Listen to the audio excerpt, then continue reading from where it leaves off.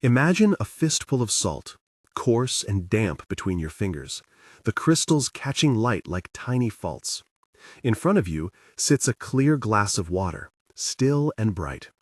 You tip the salt into the glass and watch the surface change, the taste altered, the water no longer easy to drink.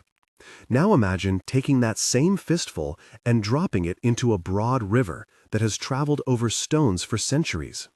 The crystals vanish into a vastness that does not taste different, because the river has room. The problem is rarely the salt. The problem is the size of the container we bring to our relationships. If you have ever felt your chest tighten over a small omission, a forgotten message, a sound at the table, you know the sensation I mean. Your breath shortens, your stomach knots, and the moment swells until it seems impossible to return to calm. This compression is not proof that love is missing, it is proof that your capacity is limited. Drawing from Siddhartha's practical teachings about attention and presence, we learn that capacity can be trained. Today, you will get practices you can use right now, not abstract ideas, but tools to enlarge your inner container, so small irritations become just grains slipping into a river. Sit comfortably if you can. Drop your shoulders. Breathe in slowly for 3 counts. Exhale for 4. If someone is nearby, look at them for a single steady breath, and notice the curve of their face without commentary. We begin from this place of attention. I once met a man who left the dinner table because of the way his partner pronounced a word. He later told me he realized the distance had little to do with the word and much to do with the river he had not yet cultivated inside himself. How do you turn a glass into a river? Stay with me and you will learn concrete steps that shift reactivity into presence and reactivity into connection. You are probably watching because one small moment keeps growing into a storm. You feel the familiar ache when your partner doesn't call back. You find your fingers tighten around your phone when a friend cancels. You notice how the eyes narrow and words move faster when you think you have been overlooked. These reactions have a shape. They start as a sensation in the chest, then travel to a storyline in the mind, then to an action that may hurt a person you care about. Identifying the shape is the first move. Most people think the core problem is that the other person is wrong or careless. That is a surface story. Underneath, there is usually a history of unmet needs, a pattern of attachment, an accumulation of small wounds that remain unspoken. Ask yourself where the ache lives in your body. Do you hold it in the throat, the belly, the between shoulder blades? Notice how each sensation summons a memory. A single ignored message can pull you back to childhood moments of invisibility or to a recent argument that wounded more than it seemed. Naming the pattern without blame changes your relationship with the reaction. Instead of launching into accusation, you can say to yourself, "This is a pain pattern, not a final verdict on my worth." A simple reframing reduces the steam in the kettle before it whistles. The real invitation here is not to stop feeling, but to change the way you relate to the feeling so that your response is chosen rather than habitual. Siddhartha taught, in practical terms, how attention changes the fabric of experience. He did not hand out rules. He offered practices that show cause and effect in the present moment. The view I bring is secular and practical. Attention is a muscle. Compassion is a choice cultivated through repeated action. The space between impulse and response can be widened. Consider attention as the lamp you carry. When the lamp is dim, you stumble into old grooves. When the lamp is bright, you can see nuance and the small kindnesses you would otherwise miss. In relational life, the lamp lets you perceive intention under behavior, and perception shifts your response. 2 clinical ideas help make sense of this. One is that reactivity is often the activation of attachment patterns, nervous system responses wired by early interactions. Second is that intentional practice rewires habitual pathways. Put together, these ideas mean there is both explanation and hope. We will translate this hope into 4 core elements that function like muscles for relationship capacity. Think of them as roots for a tree you want to grow together. Presence, boundaries rooted in kindness, skillful speech, and shared nourishment. Each element contains exercises, small rituals, and examples drawn from ordinary life so you can apply them tonight. Before we name and practice the elements, let us pause and feel what it is like to be present. Close your eyes for a breath. Notice the weight of your body where it meets the chair. Hear one sound in the room and follow it without commentary. If your mind offers a story about the sound, let it pass like a cloud. This basic practice of coming back to sensation is the same motion Siddhartha described as the turning point. It is not mystical, it is attentional. From this foundation, the first element takes shape.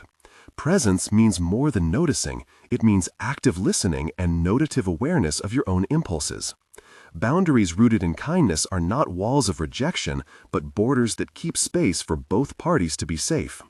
Skillful speech is not suppression, it is choosing words that reveal your interior without making the other person wrong. Shared nourishment means designing small, repeatable acts that feed the relationship so that the default is connection rather than drift. We will explore each element deeply, with dialogues you can rehearse, sensory scenes that give texture, and short procedural descriptions you can follow step by step.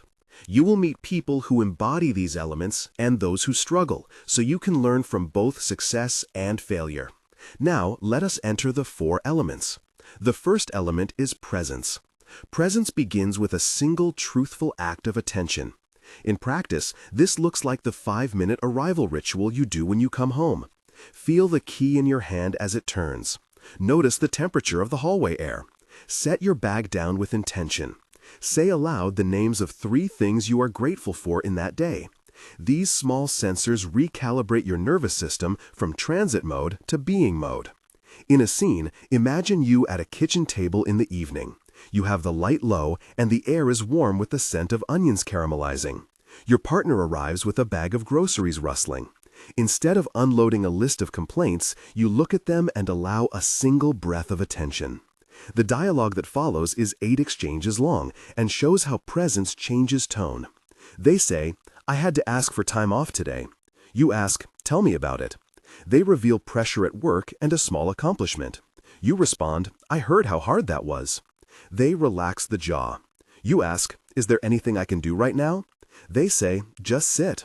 You put the phone away. You notice the sound of the pan, the slight dampness on their brow, the rhythm of their breathing, the faint smell of citrus from the grocery bag. Each sensory detail grounds you into presence. This pattern, repeated, enlarges the container. Presence is also practiced alone. A 1-minute breath practice when you first wake up, a body scan before a conversation, and a micropause before you answer an accusation, all build capacity. The second element is boundaries rooted in kindness. Boundaries often get framed as cold or punitive. When cultivated from compassion, they are a form of care. Think of a garden fence that protects young saplings from trampling while still allowing sunlight and bees. A boundary can be the phrase, "I need 10 minutes to come back to this," without making it into a fight. It can be a weekly check-in that both people commit to. In a scene where a friend named Nora repeatedly shows up late to shared plans, you practice a dialogue of 8 exchanges that keeps clarity and connection. You say, "I feel disappointed when plans start late." Nora says, "I am sorry, I have been overwhelmed." You reply, "I understand being overwhelmed is hard, and I also value our time." Nora asks, "What would help?" You propose, "We choose new times for commitment." Nora offers an alternative. You test the option for 1 month. Name a few details you notice when boundary work goes well. The tone of voice softens, the shoulders release, meals taste better. Boundaries need firmness and human warmth. They carry compassion for both your own needs and the other's limits. The third element is skillful speech. Skillful speech contains honesty articulated with tenderness. There are 3 phrases that can shift the orientation of a charged interaction when spoken authentically. They are, "I am suffering," "I am doing my best," "Please help me." Say them slowly and mean them. In a dialogue exercise, you repeat these phrases across 10 exchanges while practicing the sensory anchors that keep you regulated. Someone says, "You never listen." You reply, "I am suffering because I feel unheard." They ask, "What do you need?" You say, I am doing my best to be present, and I would like you to slow down your words. They pause and ask, please help me. Understand what being present looks like for you. You describe the sound of calm voices, the feeling of not being interrupted, the way your shoulders relax when someone looks at you with both eyes. Skillful speech also includes the way you phrase requests. Replace "why did you" with "can you tell me what happened and what you were thinking?" Replace blame with curiosity. These small swaps keep the conversation oriented toward understanding rather than victory. The fourth element is shared nourishment. Love needs food. I do not mean only physical meals, though those matter. I mean small habitual practices that remind you of mutual commitment. A morning check-in of 2 minutes, a bedtime ritual of naming one thing you appreciated in the other person, a weekly walk where phones remain off. Shared nourishment shifts the baseline emotional climate from deprivation to abundance. Imagine a Saturday where you and your partner attend to a plant together. You water it slowly, feel the damp soil between your fingers, laugh at a leaf that leans to one side, make an inside joke. These micro-acts accumulate into trust. In dialogue, you name one small thing that watered you this week. They say, when you made coffee for me on the morning of my presentation, I felt steadied. You reply, I noticed your hands trembled and wanted to offer a quiet space. You listen to the sound of rain outside, to the rustle of clothing, to the small clink of cups. Shared nourishment is practical. It is scheduling the mundane acts that keep intimacy alive. Before we move into defined practices and mantras, take a moment with me. If you can pause for 30 seconds, place your hand over your sternum and feel the beat. Notice any tightness and breathe there. Let the breath expand that place as if you are making room. This small ritual primes you for the exercises that follow. Now, a brief interruption to invite you into community. Pause with your breath. I want to ask you a question. In the comments below, write one sentence answering this prompt. What was the last small gesture that became a storm between you and someone you love? And how did it make your body feel? The last time was. Your comment will help someone else see they are not alone and will guide the topics of future conversations here. Thank you for sharing in that small, brave way. Now return your attention to the instructions you can put into practice right after watching. We will now go through concrete practices and 6 short mantras you can use in moments of friction. Each mantra is brief, easy to remember, and tied to a bodily anchor. Mantra 1, breathe in my body, breath out my name. Anchor, placing the hand on the belly. Mantra 2, may I be present, let this be enough. Anchor, counting the breath to 4. Mantra 3, may you be safe, may I be kind. Anchor, softening the gaze. Mantra 4, I am not my past, I am here now. Anchor, feeling the soles of your feet. Mantra 5, thank you for being here, a small nod of the head. Mantra 6, I will wait, I can contain this. Anchor, slow tongue press against the roof of your mouth. Practice these mantras aloud once when you wake and once at night for a week to begin forming the groove. Here is a 1-minute guided micro-meditation to use before difficult conversations. Sit upright. Close your eyes. Take 3 long breaths, noticing the inhale and the exhale. Scan from the top of your head down to your toes, noticing any place of tension. On the out-breath, imagine the tension loosening by the width of a finger. Open your eyes and say to yourself, I can sit in my heart and still be clear. This is the posture you bring to the conversation. For an embrace meditation, imagine 2 people standing facing each other, feet hip distance apart, palms lightly touching. Breathe together for 10 counts, matching pace. Each inhale, imagine you receive the other's presence. Each exhale, imagine you give support. Release after the 10th breath and notice the taste in your mouth and the warmth on the skin. These simple practices regulate the nervous system and create a different physiology for communication. When we speak of practices, we must also include procedural clarity so you can reproduce them step by step. Here are 2 short procedural descriptions you can use. The first is the 10-minute arrival ritual. Step 1. Place your keys and bag in one designated spot.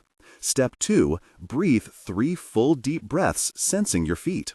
Step 3. Name 3 things you noticed on the way home. Step 4. Ask your partner one caring question. Repeat this ritual for 2 weeks. You will notice subtle changes. The second procedure is the weekly listening session. Step 1. Set a timer for 20 minutes. Step 2. Person A speaks for 10 minutes uninterrupted. Person B listens without defending, repeating back what they heard to ensure understanding. Step 3. Switch roles. Step 4. End with one sentence of appreciation. These procedural steps keep complexity manageable and habitualize presence. Now let me tell you stories of transformation and failure to ground these practices in real human life. First protagonist is Maya. Maya's backstory is long and shaped by both tenderness and scarcity. She grew up in a house where affection was shown in practical ways, paying bills, fixing things, making sure the refrigerator hummed. Emotional language was rare. As a child, she learned to measure love through availability, not through phrases. And she learned to quiet her needs so the household would not fray. In college, she met people who expressed feelings freely, and she felt both fascinated and afraid.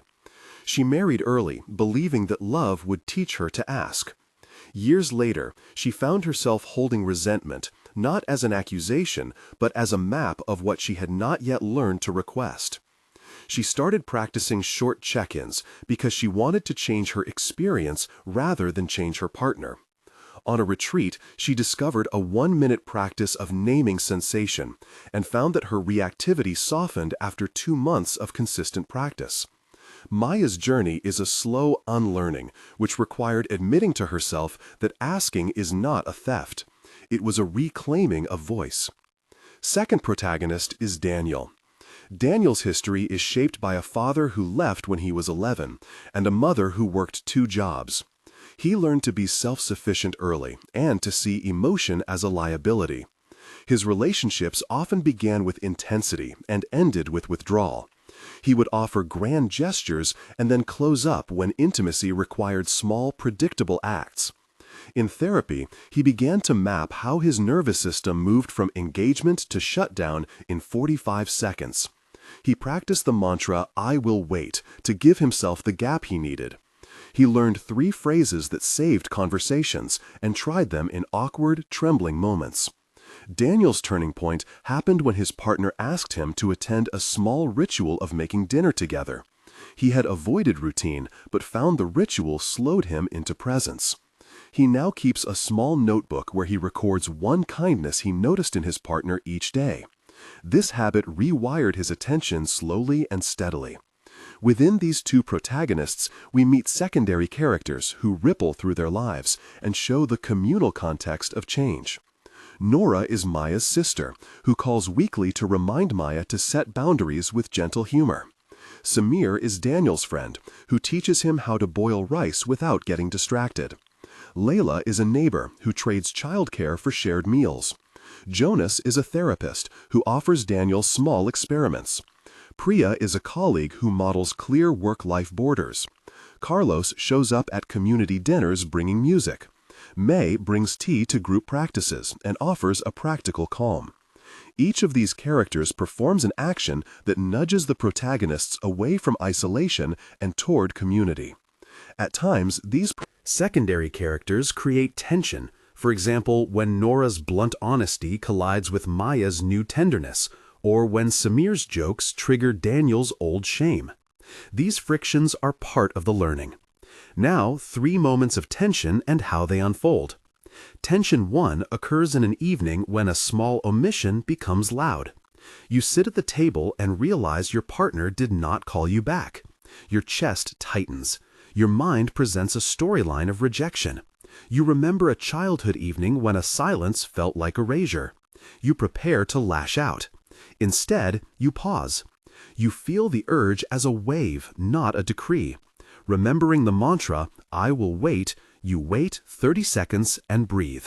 The wave crest loses force and you speak, asking for context rather than accusation. In 5 sentences, the other explains exhaustion, not devaluation. This pause did not solve everything, but it prevented escalation and opened the space for curiosity. Tension 2 is when a partner withdraws during a conversation. You feel coldness in your hands and a memory of a parent who turned away, and you start cataloging faults. You use the phrase, "I am suffering," to ground yourself and then ask, "Please help me to understand what is happening." The partner names anxiety, and together you craft a boundary of 10 minutes to return to the discussion.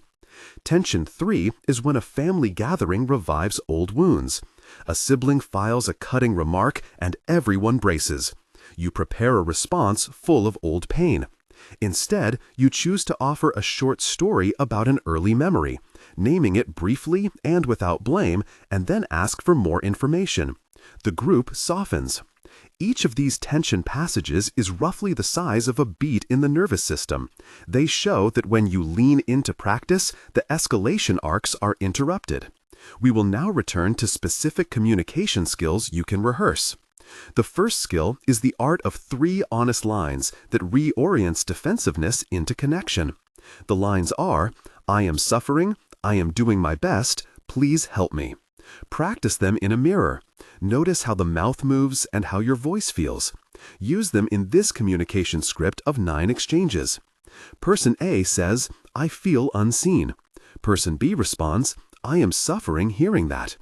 Person A says, "It is hard to say." Person B says, "I am doing my best to understand." Person A asks, "What would help?" Person B says, "Please help me know a time when you felt seen." Person A names a memory. Person B repeats back the memory. Person A says, "Thank you." Person B says, "I want to try a small habit to notice that more." This scripted rehearsal makes conflict less a battleground and more a workshop. The second skill is deep listening.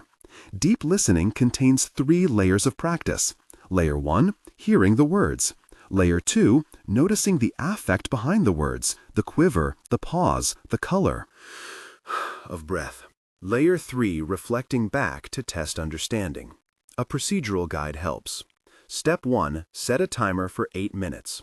Step 2, speaker A tells a story for 4 minutes without interruption. Step 3, listener B repeats back what they heard in 2 sentences. Step 4, listener B asks 1 open question. Step 5, switch roles. Use this structure for your weekly listening session. Sensors. Notice the scent of the room, the small sound of a clock, the warmth of sunlight on hands. These sensory anchors matter because they keep you grounded. Next, how to nourish the body and senses so that love thrives. The 4 foods for relationship vitality are physical care, sensorial curiosity, shared intention, and community connection. Physical care means sleep, sufficient food, and moving together. Sensorial curiosity means exploring touch, smell, sound, and the small things that make each person feel alive. Shared intention means planning rituals such as a monthly date that alternates who chooses the activity. Community connection means choosing friends and a circle that supports vulnerability, not spectacle. If your schedule is full, start with a 5-minute sensorial practice before bed. Light a candle and name 3 textures you felt that day with real attention. Share the names with your partner. These practices reorder the nervous system toward closeness. Now, an extended backstory and additional scenes where patterns break and new habits form. In one scene, Maya invites Nora and Priya to a dinner that becomes a practice laboratory. The room smells of ginger and cardamom. The plates make a soft ceramic clink. The lighting is low, and the sound of rain threads through the conversation. Over the course of 3 exchanges, Nora pushes a boundary too sharply, and Maya demonstrates a new skill she learned using the 3 phrases. The room shifts. At another scene, Daniel meets Samir at a corner cafe, the air filled with roasted coffee and distant traffic. They run through an exercise where Daniel practices asking for 10 minutes of check-in, and Samir practices not fixing but reflecting back. These scenes are rich with sensory detail, the warmth of the cup, the texture of wool on the chair, the taste of a pastry. And they show how rituals translate out of retreats into ordinary life. We must also name practical, technical steps for longer-term processes, such as couples mediation or therapy. If you decide to enter couples therapy, here are clear procedural steps in 300 characters. Step 1. Choose a therapist with relational experience. Step 2. Agree on goals before session 1. Step 3. Set a regular schedule. Step 4. Use session takeaways as homework and review them weekly. These steps give structure so the therapy becomes a practice, not an occasional fix. As change unfolds, we will map an epilogue that tracks the texture of transformation at 1 month, 3 months, and 6 months. 1 month later, you notice subtle shifts. You have practiced the arrival ritual most days, and your capacity, pause, has increased. The nights do not resolve every old wound, but small irritations no longer spiral into full-scale arguments. You and your partner have attempted 2 listening sessions and felt both awkward and grateful. You are learning to say, "I am doing my best," and to mean it. There is more patience in morning exchanges, and a small notebook records moments of appreciation. The 1-month image is of a courtyard where seedlings have taken root. The soil is still tender, but signs of green appear. At 3 months, the changes become measurable. Patterns that once repeated on loop are interrupted.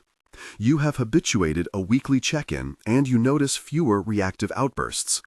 Conversations about money or family no longer always end in retreat. There is a new ritual you both follow, a 10-minute cup of tea before bed where you share one difficulty and one small gratitude. Friends notice the difference. Some of the secondary characters have become part of a supportive constellation that steadies difficult weeks. The 3-month image is of a sapling receiving its first pruning. The tree grows upward but requires shaping. At 6 months, the shifts are deeper. You find yourself choosing curiosity as a first response more often. Nervous system regulation is more accessible. You can return after a triggering interaction rather than stay away. The rituals have become woven into the week: the arrival ritual, the weekly listening session, the 2-minute morning check-in. You have developed the ability to speak the 3 phrases without shame and to set boundaries that feel loving. There are still waves of old pain, but you face them with companions, not adversaries. The 6-month image is of a river where seasonal rains swell the current, but the bank holds steady and trees cast shade along the way. This epilogue maps realistic progress, not perfection, and invites patience as the ongoing practice. Before closing, allow me to offer 3 short procedural notes, each about 300 characters for specific moments. Note 1 for conflict cooling. When voices rise, Step 1, pause and place your hand on your heart. Step 2, take 3 breaths. Step 3, name the feeling aloud. Step 4, ask for a 10-minute break. Note 2 for apology craft. Step 1, acknowledge the hurt. Step 2, name your part. Step 3, offer a repair. Step 4, ask what would help. Note 3 for creating ritual. Step 1, pick a day and time. Step 2, choose a short act. Step 3, commit for 8 weeks. Step 4, review and adapt. These compact steps help translate theory into motion. As we arrive at the end, I want to remind you of the central metaphor, the salt and the river. You do not need to remove the salt from the world. What you need is a river within that can hold the taste without turning toxic. The practical pathway is small daily practices, not dramatic change overnight. Today, we covered presence, boundaries rooted in kindness, skillful speech, and shared nourishment. You learned 6 mantras, a micro-meditation, a hug exercise, procedural steps for arrival and listening, and you read stories of Maya, Daniel, and the people who surround them. If you will practice one small thing tonight, make it either the arrival ritual or the listening session. Try it once and notice the smallest shift. Then try again tomorrow. If this touched you, please subscribe to continue receiving practices that are concrete and kind. If you feel moved, write in the comments one sentence about the last small thing that grew inside you into something bigger. The last time was. Sharing helps others and builds community. May your heart grow from glass toward river. May you learn to hold what appears with gentleness and clarity. Practice tonight, come back tomorrow, and may you find that love becomes a skill you can train.